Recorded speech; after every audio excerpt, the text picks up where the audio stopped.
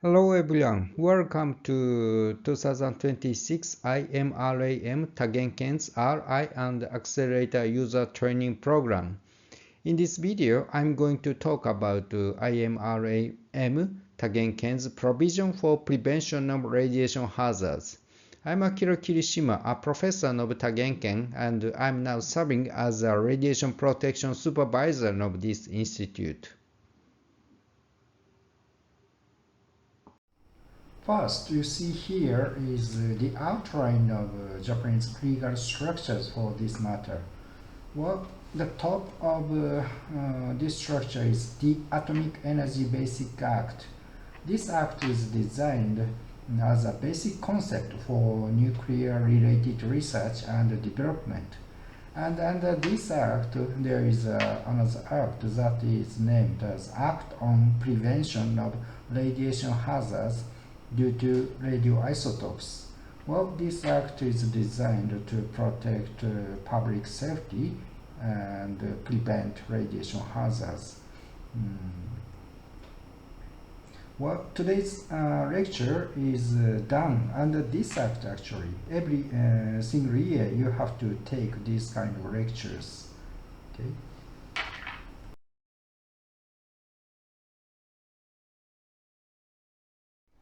Well, next, let's move on to the detail of Act on Prevention of Radiation Hazards due to radioisotopes and etc.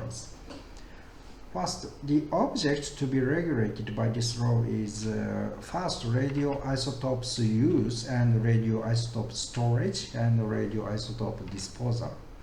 And second is radiation producing machines, the use of radiation producing machines. You know, this machine should be accelerators or other big machines. Well, use of radiation producing machines are strictly regulated by this act. And third, radioactive waste disposal. Of course, disposal action is also regulated by this act. And second, these law's requirements are here. First, standards for facilities. Well, this act demands of facilities to keep technical standards about building and equipment of radiation facilities. And second, standards for action. Well, action for radiation users should be regulated by this act. Well, action rules to be obeyed by the all radiation users like you. You are also one of radiation users. Third, each institutional rules. This rule means kind of local rules, house rules I can say, on radiation control. Well, radiation safety system in each facility should be established under this act. Well, local radiation protection rules should be prepared. Of course, our Tagenken IMRAM has local radiation protection rules. And second, organization should be established under this act. We in Tagenken has an organization to protect radiation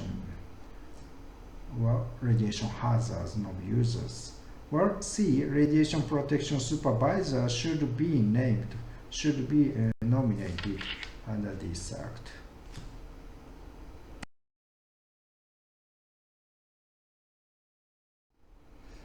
Well, next you see here is local radiation protection rules in IMRAM Tagenken. Well, local rules of our institute includes medical exam duty for all users. This medical exam includes blood test. And second, education and training. Today, this course is part of education and training for radiation users. And third, safety handling. This is kind of your duty. Always you have to handle radioisotopes and other radiation source in safe way. And the next is personal monitoring. Well, your personal dose should be is always monitored by glass badge or other devices, and that record is kept forever in our institute.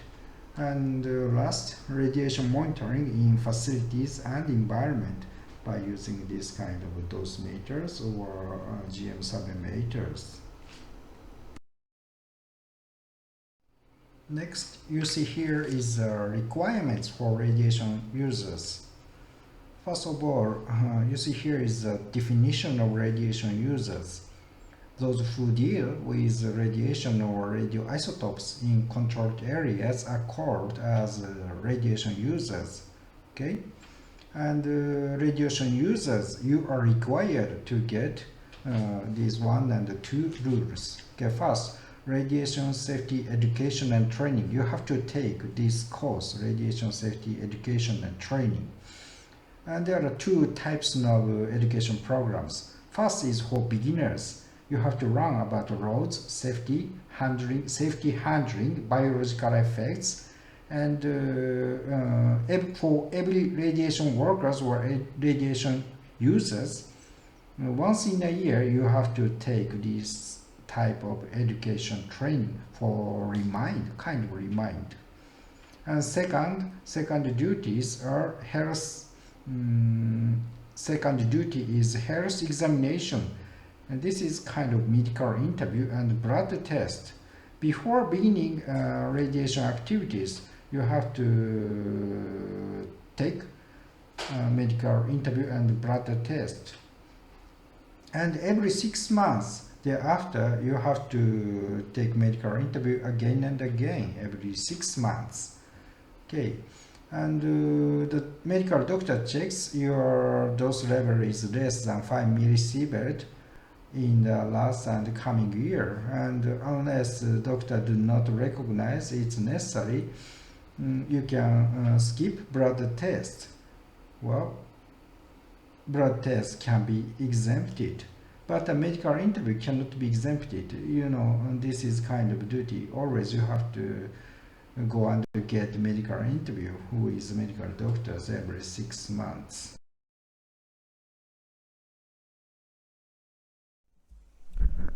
Here I have to introduce very recent revision of Japanese Act on Prevention of Radiation Hazards.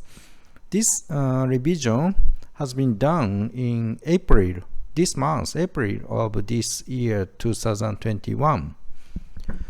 You see here is dose limit for radiation workers and women in radiation work. This dose limit was not changed actually. Effective dose limit for radiation worker is 100 millisievert per 5 years. For 5 years. And 50 millisievert per each year. You have to keep these dose limits. Yeah, this dose limits is demanded by Japanese Act. And women in radiation work, your limit is 5 millisievert per each 3 months. 5 millisievert per each 3 months. Here, the dose limit is stricter than men. And the recent revision is here. The tissue equivalent dose for eye lens. The dose limits for eye lens is just revised to 100 millisievert per 5 years and 50 millisievert per each year. This revision is done enforced in April 2021 this year. Actually, the government made this dose limit stricter than before. The before this revision, the dose limit for eye lens was 150 millisievert per year, but this is revised to 100 millisievert per 5 years and 50 millisievert per each year. As dose limit skin or dose limit for women in pregnant is not changed, same as before. Okay, please remember the dose limit for eye lens is just revised to stricter value, lower value, and the effective dose is not changed as before. 100 millisievert per 5 years for radiation worker, and 5 millisievert per each 3 months for women in radiation work. Okay. Well, next let me talk a little bit more about education program before working in RF facility. Well, users of RF facility at Tagenken or IMRAM, they should be finished education program provided from Tohoku University and Tagenken IMRAM. Those users is regarded as registered as a radiation user who understand the Radiation Hazard Prevention Act of Tagenken IMRAM. So these users or researchers are available RF facility of IMRAM. You can use a facility in Tohoku University and Tagenken, but if these users using other facilities like Spring 8 synchrotron or KKPF synchrotron, that time it is necessary to understand the Radiation Hazard Prevention Act of each facility. Each facilities, Spring 8 and KK, has their local rules. You have to learn about those kind of local rules. For example, Spring 8 provides you education and training user video course for 30 minutes, and the KKPF provides you the education and training program using video for 30 minutes, and also they provide this kind of test for users. You have to pass this test, otherwise you cannot start your experiment at KKPF, right?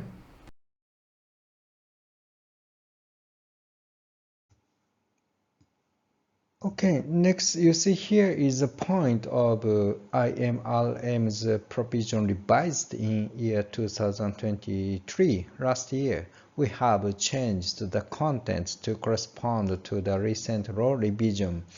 The new demand was guarantee of the reliability of the radiation measurement. This contains radiation exposure dose measurements and radioactive contamination measurements.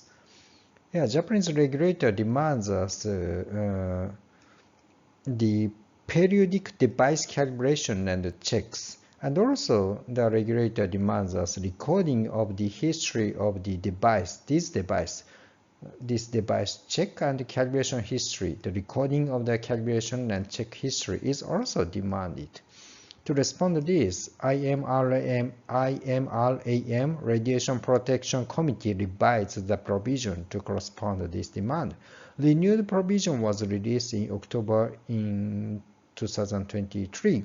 Please find a PDF version of the revised IMRAM provision on this classroom page. You can easily find it on this classroom page. Okay, in the next slide, let me talk about the strengthening of duty to report. If any of the following events occur, the Tohoku University is obliged to report the event to the Nuclear Regulation Authority, in Japanese, Genshiroku Kiseicho, immediately. Also, Tohoku University is obliged to report the situation and measures taken within 10 days. Yeah, this is actually very strong rule we have to do. And you see here is the penalties for violations of this rule. Yeah, it's very strict rule. Imprisonment of up to 1 year or a fine of up to 1 million Japanese yen. So users must report following cases to RI supervisor like Professor Kirishima or Professor Akiyama as soon as possible. Please cooperate. We need your help to this matter. The event we have to report is, first, RI radioisotope is stolen or lost, and second, RI radioisotope leaks from the regulated area or controlled areas, and third, unplanned dose exposure. The report level is over 5 millisievert for RI workers or over 0.5 millisievert for others. Others means not RI workers, including publics. And fourth, exposure in excess of those limits. Those limits, you see here is the dose limits, 50 millisievert for male and 1 millisievert for female. Yeah, there is a difference between male and female. Let me say again, please user must report following these 1, 2, 3, 4 cases to RI supervisor as soon as possible. So when we hear this kind of case occurred, we, RI supervisor, have to report those events to Japanese Kiseicho Nuclear Regulation Authority immediately. Okay.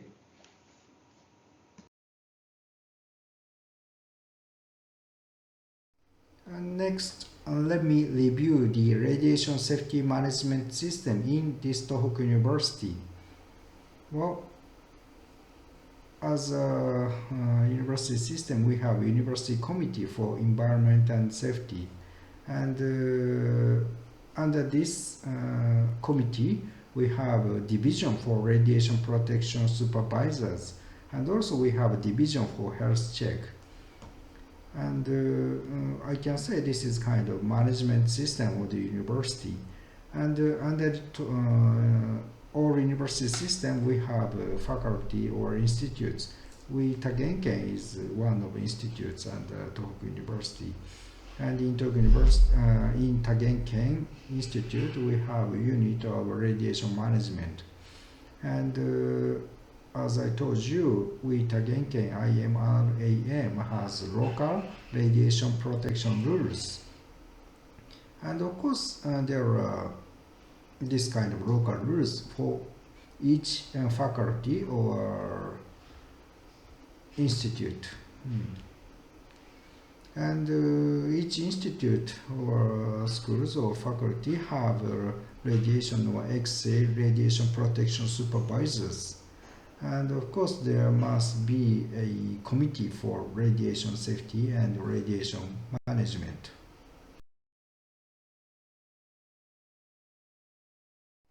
Well, finally, let me give you kind of quick review for an emergency case. Well, very important thing is do not panic, alright? Please keep cool mind. And you see here is the principles when an accident happens. First, give highest priority to persons and their lives. Keep yourself safe. This is first priority, okay? Second, inform persons nearby, supervisor and persons in charge. Or inform it. This is also very important. And third, do not spread contamination as possible as you can. And fourth, do not underestimate any risks caused by the accident. Overestimate it may be okay, but do not make underestimation, right? And when you exposed externally over those limits, and when you exposed internally by intake or radioisotopes or inhale gaseous isotopes, that time you need to take medical exams ASAP as soon as possible. This is required by the Japanese law. And when you lose or when you lose a lie or a rise stolen, please inform the president of the faculty or the institute through radiation protection supervisor. Okay. Again, most important thing is do not in panic. Please keep your cool brain, right?